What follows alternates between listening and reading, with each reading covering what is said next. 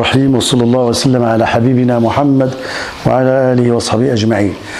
ظهر ضيف جديد وافتقده الناس لعقود، ولكنه ثقيل ثقيل ثقيل، اسمه البق، وظهر في مدينة الأنوار باريس في فرنسا، هذه الدولة المتقدمة، بحيث أعلنت بلدية باريس الطوارئ، بل أعلنت عجزها عن مواجهة البق، وصارت تستغيث بالدولة بإسرها. فحدث اجتماع طارئ ليس لمواجهة الإرهاب، ولكن لمواجهة هذه الحشرة الخطيرة التي تسمى البق. الله، عشنا وشفنا، أطال الله أعمارنا حتى رأينا البق يخرج فجأة لكي يفرض أجنداته على دولة فرنسا. لا حول ولا قوة إلا بالله. وحينما أعلنت بلدية فرنسا عن عجزها في مواجهة هذه الحشرة الصغيرة النشيطة، لا حول ولا قوة إلا بالله العلي العظيم، إذا ببعض رموز الدولة يخرجون بتصريحات هم أيضا يلقون باللائمة على أن بلدية باريس هي المسؤولة. لا حول ولا قوة إلا بالله. فبدأ التراشق بين بلدية باريس وبين حكومة فرنسا. فما هو هذا الضيف وما هي خصائصه؟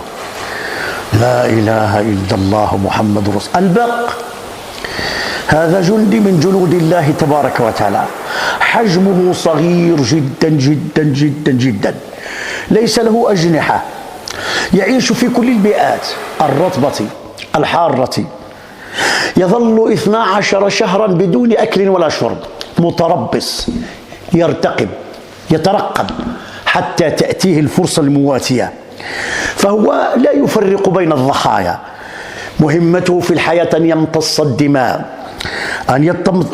الدماء، الإنسان والخفافيش، حتى الخفافيش يمتص دماءهم، يمتص دماء الحيوانات، البهائم، الدواب، لا يفرق بين فرائسه.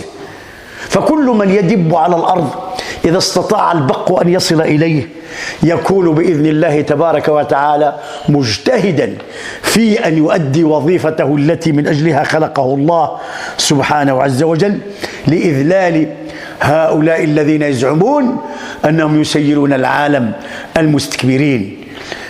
لا حول ولا قوة إلا بالله. سأصرف عن آياتي الذين يتكبرون في الأرض بغير الحق ويروا كل آية لا يؤمنوا بها، ويروا سبيل الرشد لا يتخذوه سبيلا، ويروا سبيل الغي يتخذوه سبيلا. أين ظهر؟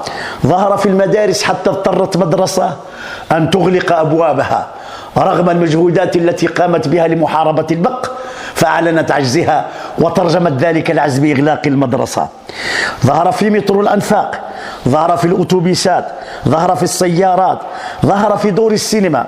وأغرب ما وقع لمالك للسينما أنه فاجأ الناس بهذه التدوينة، فقال لهم ولكل رواد السينما أنه ليس مسؤولا عن عض البق لرواد السينما، وإنه لا يمتلك أبدا أي وسيلة لمحاربته. وأنتم تعرفون أن بلدية باريس قد وقفت عاجزة وليس موجود في السينما. فأنا أطالبكم وألتمس منكم أن لا ترفعوا الشكاوى